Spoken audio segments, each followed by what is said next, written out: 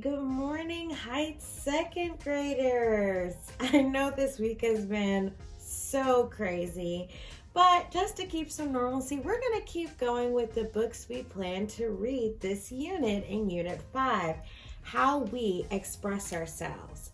And our story today is one of my personal favorites, and honestly, JoJo loves it too.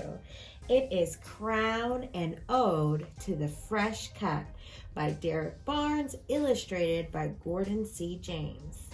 In Crown today, we're going to explore how a little boy develops self-confidence through an experience at the barber shop. All right, before we get started, as always, we're going to explore some really important vocabulary. I want to start our vocabulary with first talking about the words in the title. The first word being crown. Now, I know that we are more accustomed to a crown like this. A crown is the head or symbol of royalty. Kings and queens often wear crowns on their head. But crown also refers to a part of the head as well. In fact, the part of the head that kings and queens wear their crown on is called the crown of our head. That's making me think about this story. Crown. Right here would be this boy's crown. Can you point to your crown? Great job. Our next word is confidence. Everybody say the word confidence. Confidence. Confidence is the feeling or showing positive feelings in yourself. So, if you look at this little boy right here, he's got a thumbs up. He's looking like he's feeling pretty good. I would say that he has confidence or is feeling confident in himself. Our next word is self-esteem. Everybody say the word self-esteem. Self-esteem is how you feel about yourself. Notice that I have two pictures on here for self-esteem because self-esteem isn't always great. We don't always feel great about ourselves. In this picture, you can see this boy is looking in the mirror and he's smiling. I would say that he has high self-esteem or he's confident. Over here, though, this little girl has a sad face covering or blocking her face. I would say that she has low self-esteem. She doesn't feel good about herself, which means she probably doesn't have much confidence. And our last word is ode. What's our word? Ode. An ode is a type of poetry dedicated to something or praises something. So as you can see in our picture here, the person has their hands up. They are thinking very highly of something. They are praising something in this picture. All right, scholars, so we just went over our vocabulary words. Crown, and we said that crown was like royalty, and I see some crowns up here. And we also refer to a crown being part of our head. And then it says an ode, and we said that that is a type of poetry that praises something. So crown and ode to the fresh cut. We also refer to this being in a barber shop.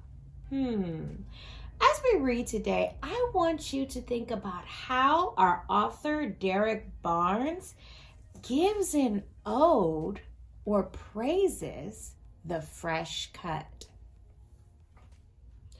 When it's your turn in the chair, you stand at attention and forget about who you were when you walked through that door. You came in as a lump of clay, a blank canvas, a slab of marble. But when my man is done with you, they'll want to post you up in a museum. That's my word. He'll drape you like royalty with that cape to keep the fine hairs off your neck and your princely robes.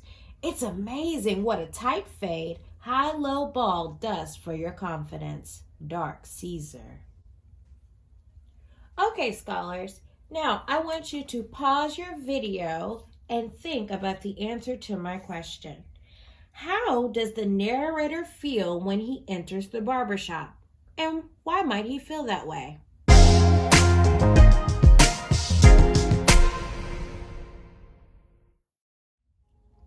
Welcome back, scholars.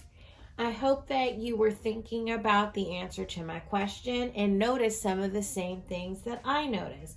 I'm noticing that he says that before, when he came in, he was a blank canvas, but they'll want to post him up in a museum. He uses words like royalty. He uses words like amazing, what it does for your confidence. That tells me that he feels really positively about what's going to happen when he leaves this barbershop. He's having a very great experience. All right, let's continue on. Who knows? You might just smash that geography exam tomorrow and rearrange the entire principal's honor roll. A fresh cut does something to your brain, right? It hooks up your intellectual. You're a star, a brilliant, blazing star. Not the kind that you'll find on a sidewalk in Hollywood. Nope. They're going to have to wear shades when they look up to catch your shine. Scholars, I want you to go ahead and pause this video and think about the answer to my question. So already we've established the title of our story is Crown, an Ode to the Fresh Cut. Now I know, and you know, an ode is a poem that highly praises something. What does the ode in this poem talk about? And how do you know?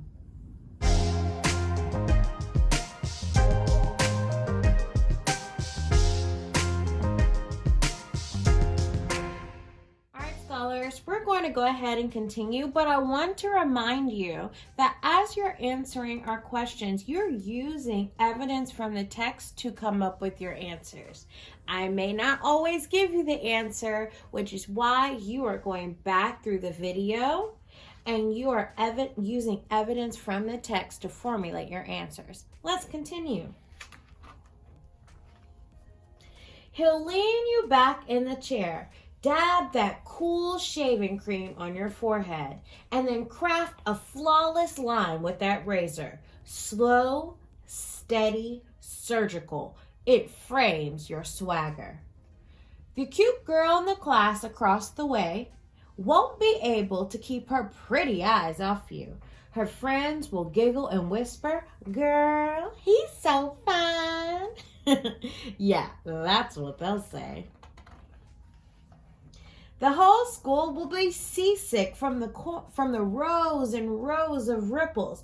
You'll have more waves on your head than the Atlantic Ocean. Shout out to my do-rag and Patience.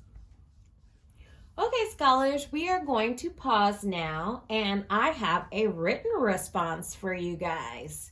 So my question is, what effect does the narrator believe that the fresh cut will have on others that view it? Use evidence to support your answer. Click this symbol, pause, and write out your answer on the attached document we sent you. Remember, scholars, that during this pause, you are answering the question. Pause the video as long as you need to write your response.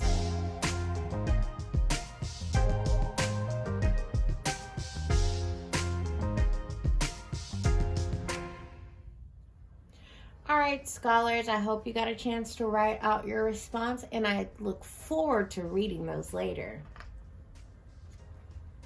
There's a dude to the left of you with a faux hawk, deep part, skin fade. He looks presidential. Maybe he's the CEO of a tech company that manufactures cool. He's a boss. That's how important he looks.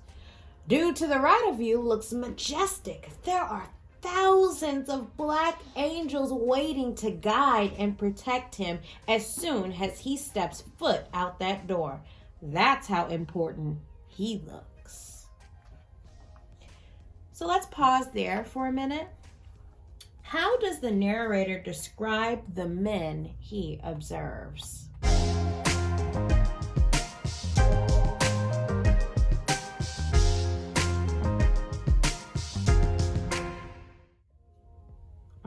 Scholars, I want to remind you again, I'm hoping that you're using some of the words that we found in our text to describe how the narrator observes these men.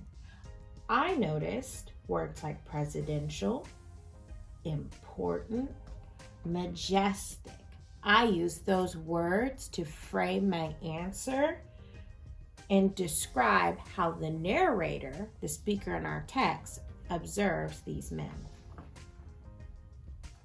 There's a dude standing in the mirror that can't get over the masterful designs crafted on the side of his dome. Everywhere he goes, people will ask for his autograph. He looks that fresh. He looks like he owns a few acres of land on Saturn. Maybe there's a river named after him on Mars. He looks that important. Again, scholars, this is Miss Celestin thinking out loud. I'm noticing things like masterful designs. The narrator says that people will ask for his autograph. I know that celebrities get asked for their autograph a lot. So I think the narrator might be saying this man looks like a celebrity.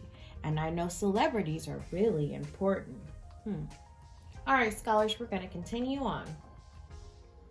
There are two dudes, one with locks, the other with cornrows, and a lady with a butterscotch complexion.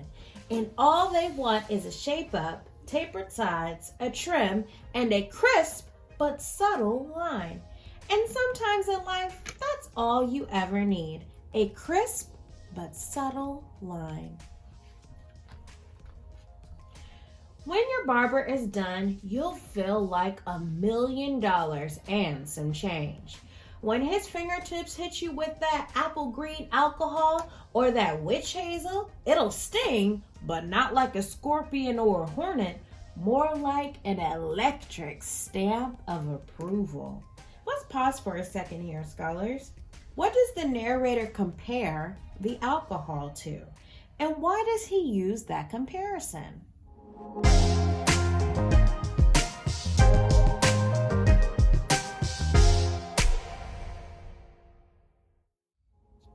All right, welcome back, scholars. I hope that during our pause, you are talking to someone at your house about what the narrator compares the alcohol to using words from the text. Let's keep going.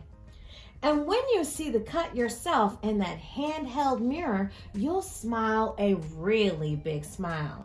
That's the you that you love the most. That's the you that wins everything. That's the gold medal you. Wow, I'm noticing he looks really pleased with himself. Kind of like when we were talking about the word confidence and we saw the boy looking into the mirror and he looked pleased. That is the same picture that I see right here. Every person in the shop will rise to their feet and give you a round of applause for being so fly. Not really, but they'll look like they want to. You'll see it in their eyes. It's the look your English teacher gives you when she hands you your last test with the bright red 97 slapped on it. It's how your mother looks at you before she calls you beautiful. Flowers are beautiful. Sunrises are beautiful. Being viewed in your mother's eyes as someone that matters, now that's beautiful. And you'll take it. You don't mind at all. Let's pause here for a second. What does the narrator imagine after he sees his haircut? I want you to pause the video and think. What does the narrator imagine after he sees his haircut?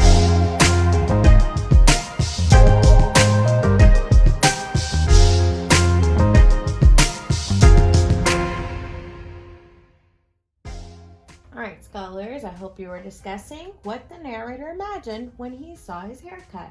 Let's keep going. Finally, he'll remove your cape, then swipe you down with a brush made from a golden horse tail. You'll put the money in his hand without even expecting change back. Tip that man, tip that man. It was worth it. It always is. All right, scholars, we are going to pause our video again at this point. I want you to be thinking, how does the poet and the illustrator show their praise for the fresh cut?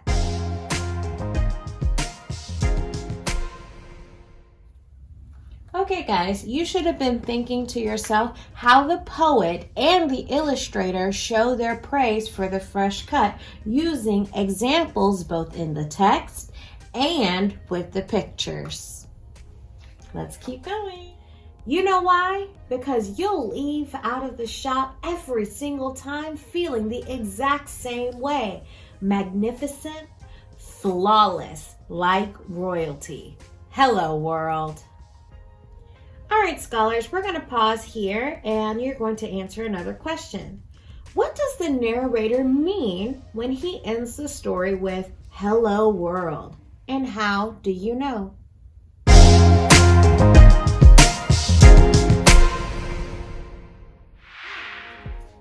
All right, scholars, we've reached the end of our text. I really hope you enjoyed it. Crown and Ode to the Fresh Cut. We have one final written response. Our question is, how did the haircut impact the narrator's confidence? Use evidence from the text to support your answer. Go back to the story, reread as much as you want to, and make sure you're using the author's words and the illustrator's pictures to answer this question. Bye, guys.